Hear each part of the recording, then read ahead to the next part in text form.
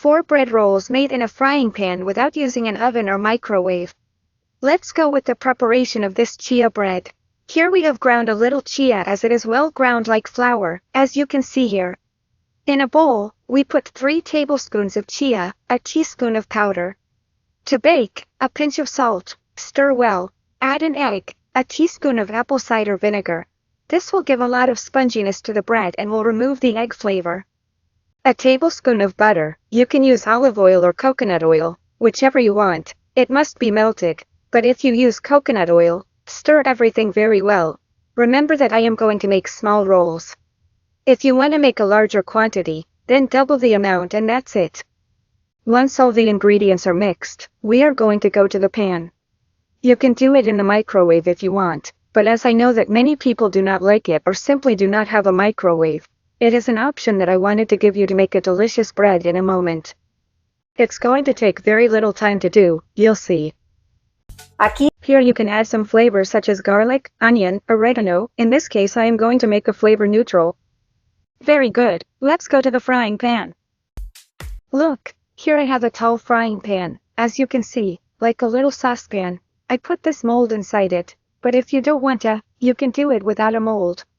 This is so that it comes out more rounded, and at the bottom I put a little bit of baking paper. We heat it up a little to put the mixture in.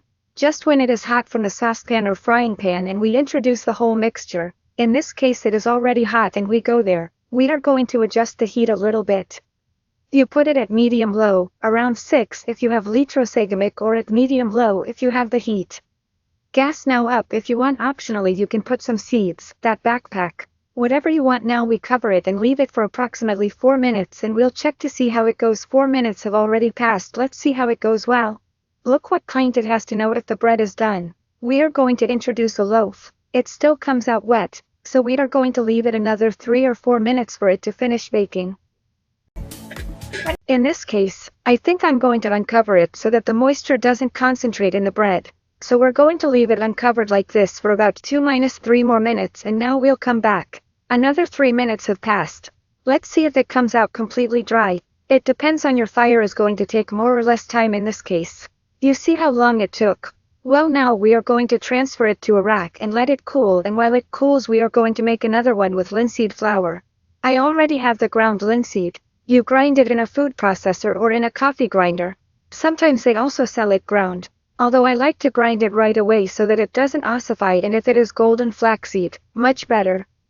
We add 3 tablespoons, half a teaspoon of baking powder, a pinch of salt and stir all the ingredients well. At this point you can add any flavor you like, garlic, oregano, whatever you want. They are already well mixed and on this occasion I am going to add a little olive oil, but you can use butter or coconut oil. Mix so that it absorbs all the oil. We want it to integrate well so that it captures all the flavor of this delicious olive oil. Very good, now we add an egg and a little vinegar, about a teaspoon. We mix everything well. We have everything well mixed. So let's go to the pan. I'm going to put a little bit of chia on top, a little seed. We cover it and leave it for about 4 minutes. 4 minutes have passed. Let's see how it goes. Okay, it's rising very well, but we're going to leave it a little longer for another 3 minutes. Let's see how our bread is doing. Wow, now we do the usual procedure. Prick with a toothpick to see if it's done. Is our bread? Well, yes, it's ready, so we're going to remove it from the heat and let it cool on the rack. We let it cool completely to unmold it.